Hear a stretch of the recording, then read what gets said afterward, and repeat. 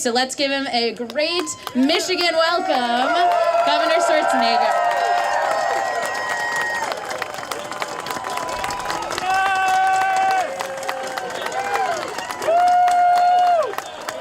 Thank you very much. And thank you, Katie, for the wonderful introduction. It's exactly the way I wrote it. But anyway, I am so proud of Katie. I mean, I've told her this several times, that here is a woman that didn't just sit in front of the TV and start screaming about, how terrible things are in the politics and the way things are going in the state, but she got up and did something about it. Because it's easy to complain, but then to go up and say, I'm going to do something about it. That's what she did. And she brought together thousands and thousands of volunteers, people that raised money for this cause, and they battled it in the Supreme Court. I mean, there are all kinds of resistance they are fighting, and she did it. And so I'm so proud that here, all of you are here today. And this is why I stopped my filming of Terminator 6 in Budapest. I discontinued it for a few days to come over here and to go and to help you terminate gerrymandering. Let me tell you something, in the movies, it's a whole different ballgame. I kill and destroy all kinds of creatures and beasts and monsters and machines and witches and all kinds of things like that. But let me tell you something, that's in the movies. This is the real world. So here, this is a real battle. And this is why we all have to work together on this. And this has nothing to do with Republicans versus Democrats. I'm a Republican, and I hate gerrymandering. Democrats hate gerrymandering. We in California did something about it. And let me tell you something.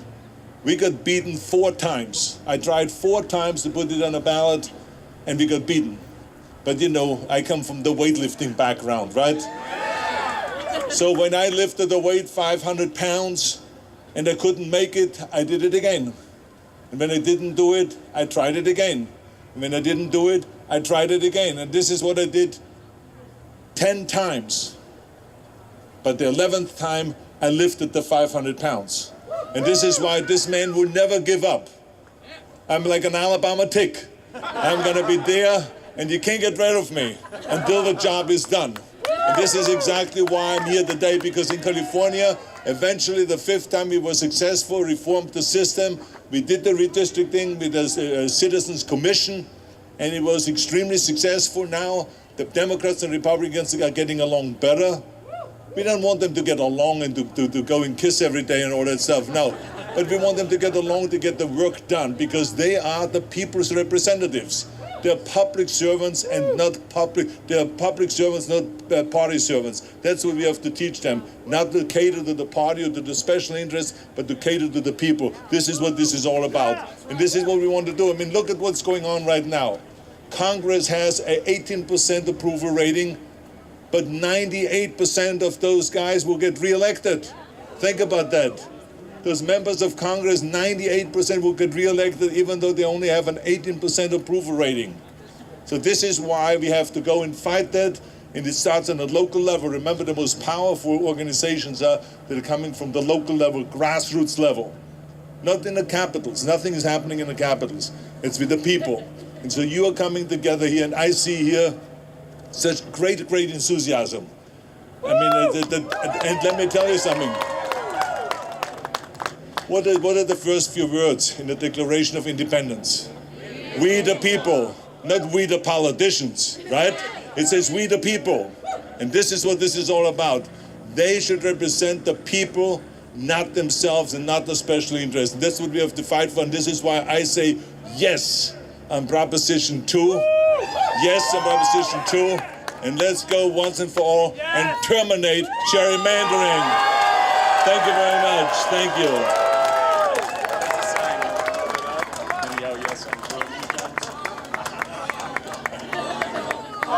Yes, let's terminate gerrymandering. Terminate gerrymandering. Terminate gerrymandering.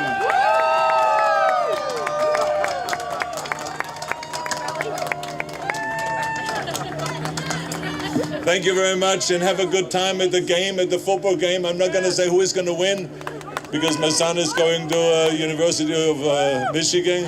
So he told me don't talk about it. So I'm not going to talk about it. Okay, but good luck. Okay, thank you very much. Thank you. And make sure that our talents can be used to actually saving democracy. We need your help. This is not possible without millions of us, and we need to make sure that we pass Proposal 2 on November 6th. Governor Schwarzenegger, what kind of pushback are you getting from your Republican friends? I'm not getting any pushbacks because I think they saw how great it worked in California. No one can push me around. I go with what is best for the people, not what is best for the politicians. To me, it doesn't matter if it is favoring Democrats or Republicans. All we care about is it has to favor the people and not the politicians, because it's not a Democratic issue, it's not a Republican issue. We have seen Ronald Reagan in 1984 complaining about Democratic gerrymandering when the Republicans had over 500,000 more votes. And there were 31 representatives more sent to Washington, so it was unfair then to the Republicans. In many states it's unfair to the Democrats or unfair to the Republicans, it depends. So it's always, here in Michigan, you have it in favor of Republicans, so the Democrats fighting back. And then in other states you have Republicans fighting back. So to me, what is important is let's get rid of gerrymandering. It's a fixed system. It's horrible for the people. It's good for the politicians because it's inexcusable that you have a situation where Congress has an 18% approval rating and 98% of them get reelected. I mean, this is a fixed system. I mean, imagine that the day you have a football game here and you fix the system for one team or the other. It's not fair. Do you think this will increase voter turnout? I hope all the voters turn out, Democrats and Republicans. It looks very good in the polls right now, but we don't want to take anything for granted. So this is why I say to everyone here in this state, keep fighting, fighting, and fighting all the way to November 6th, and then vote yes on number 2.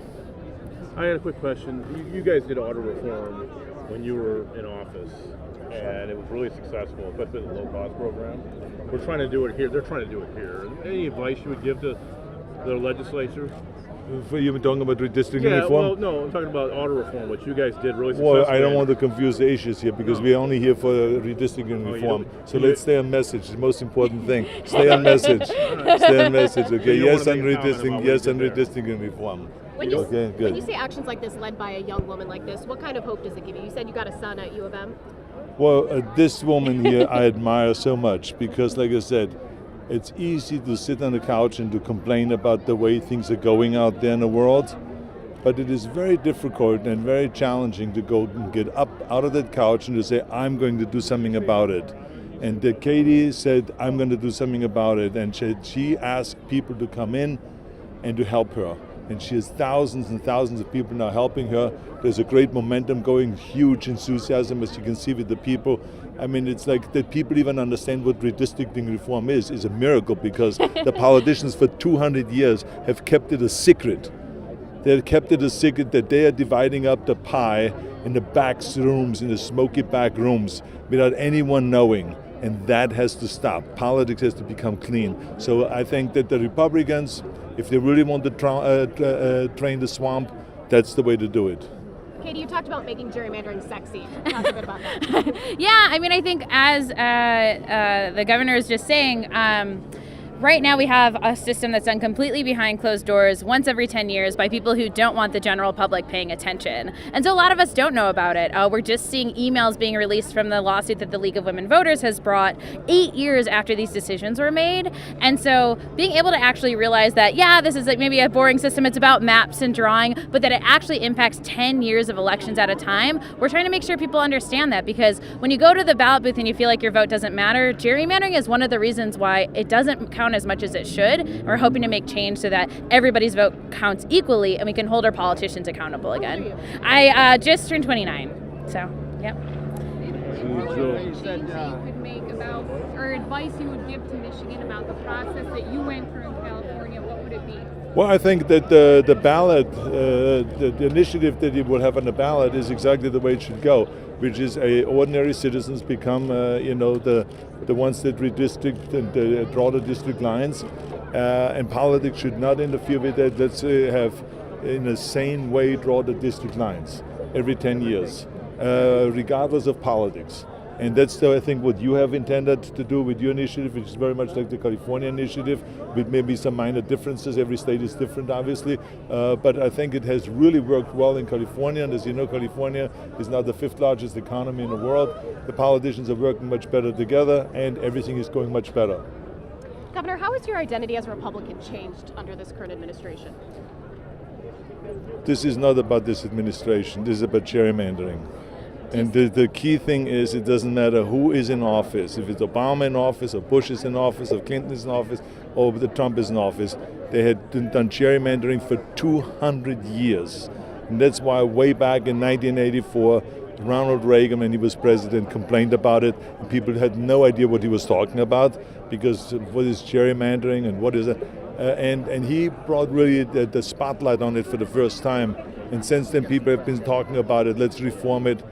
And being California did something about it, and I think that's the important thing. It doesn't matter who's in office, we got to do it, and I think that Katie is on the right track on this whole thing, and she has done an extraordinary job in rallying the people up and really making it understandable, because it's a complicated issue, and that's what the politicians always wanted, to make it so complicated that you say, forget about it, I can't get it.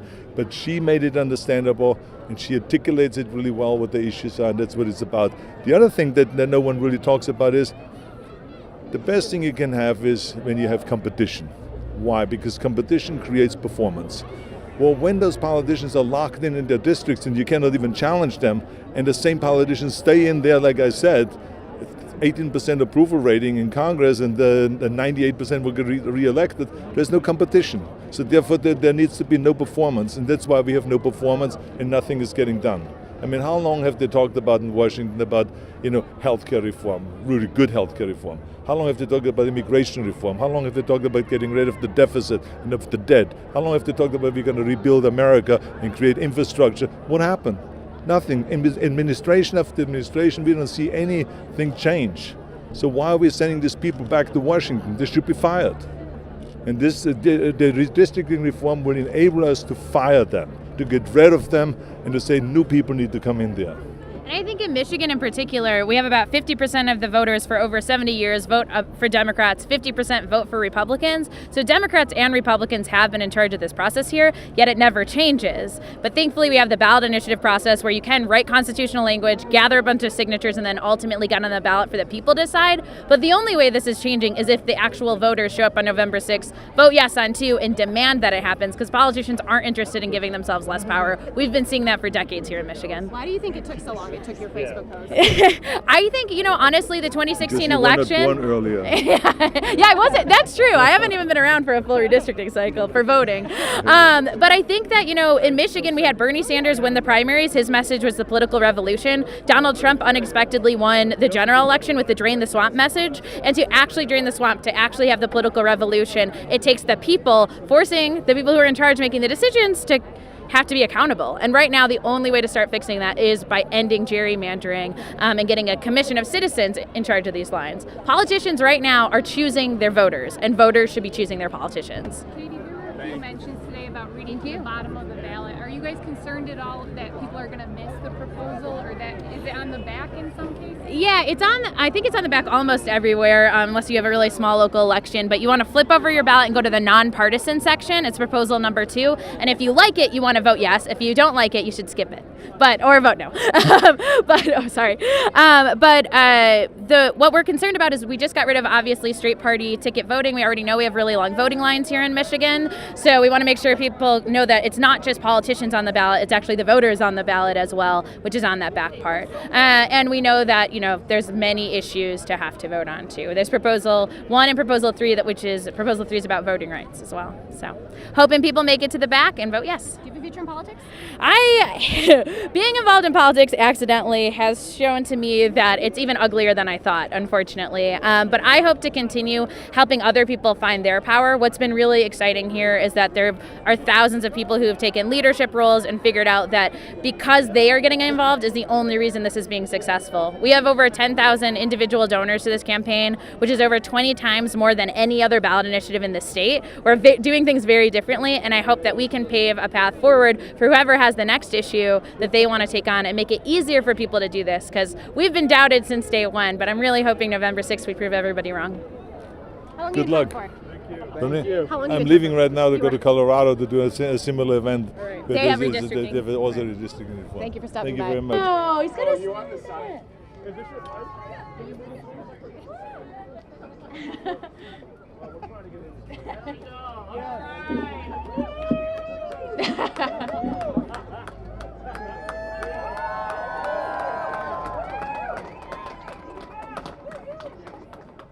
mic?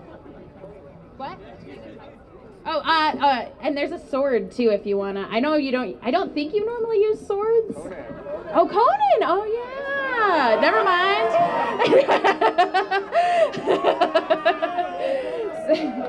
Slay the dragon.